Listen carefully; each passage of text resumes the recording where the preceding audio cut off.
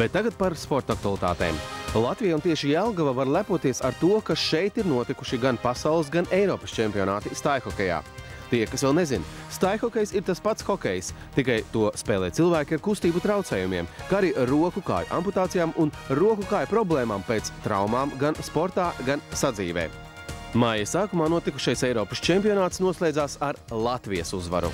Būtiski, protams, ir šie lielie čempionāti, kas ir Eiropas čempionāti un pasaules čempionāti. Tas tomēr ir tāds prestižs, un tas saprot, priekš kam tu esi strādājis un gatavojies un braukājis, tā teikt, uz ledu un darījis visu, lai tu tiktu pirmkārt jau izlases sastāvā. Es domāju, ka tas jau ir diezgan liels sasniegums un arī attiecīgi piedalīties lielajos turnīros un izcīnīt arī vietas labas.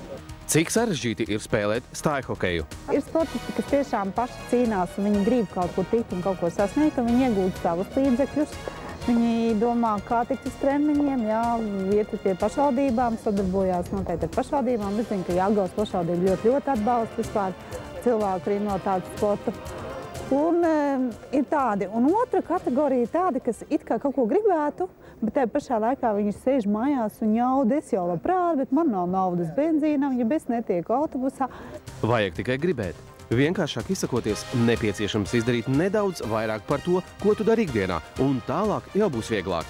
Kāds esi, tāds arī izej pasaulē. Tur nav ienaidnieku, tur gaida tavi draugi. Pirmām kārtām jau tas ir kopā pabūšana ar tādiem pašiem cilvēkiem, līdzīgiem cilvēkiem, kāds tu esi pats. Ja? Otrām kārtām es domāju, ka tāda komandas sajūta, tu aizmirst, ka tev ir kaut kāda problēma vai invaliditāte.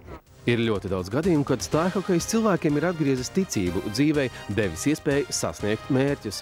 Šis sporta veids radās Krievijā pēc ārsta protēzista doktora Marka Pitkina iniciatīvas, kad viņš zinātniski izpētīja, ka cilvēkiem ar kājas amputāciju ir vieglāk veikt kustības slidojot uz ledus nekā ejot. Bet kā šis sporta veids atnāca uz Latviju? 2005. gada es nevaru pateikt, kas tās pa mēnesi, bija kas tā pa dienu, bet es 11. vakarā, pēc 11. jau biju gultā, kā tāds, kad telefona zvans, un saka krievu valodā, ka es zvanu šeit Pitkins no Bostonas. Es domāju, kas man kāds nes cauri. Es prasu, kur tā Bostona ir. Viņš saka, Amerika. Es saku, jā. Es saku, aizdabūjiet man telefonu. Meita iedeva. Viņi kādreiz bija satikušies Somijā starptautiskā konferencē, un tur iepazinušies, apmainījušies vizītkartēm. Viņš sameklē manu meitu, ka viņam gribās, vai nevarētu 5. valsts Latvijā būt Latvija, kas 5. valsts pasaulē Latvija, kas attīstītu staihhokeju. Un es nākušā dienā gāju pie Jāņa Ozolapas, nācu pie Aigara Bumbiera.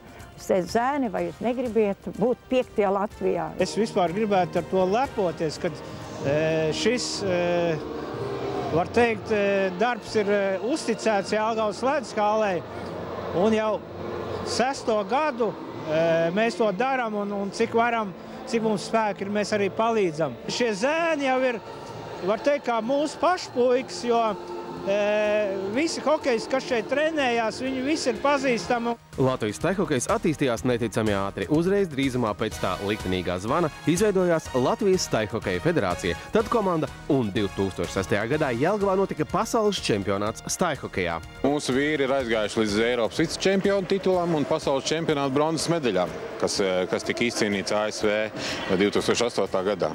Uldis Pūpols hokejā trenējās un spēlēja jau no 7 gadu vecumā. Bija lieli plāni, tika plūgt arī lauri, bet 24 gadu vecumā viņš iekļuva autokatastrofā. Tad dzīve mainījās.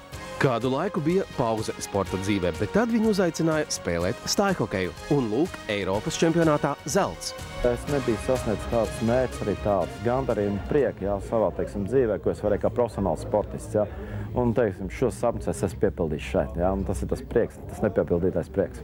Starp citu, par staihhokeju interesi sāk izrādīt ne tikai Eiropā, bet arī Āzijā.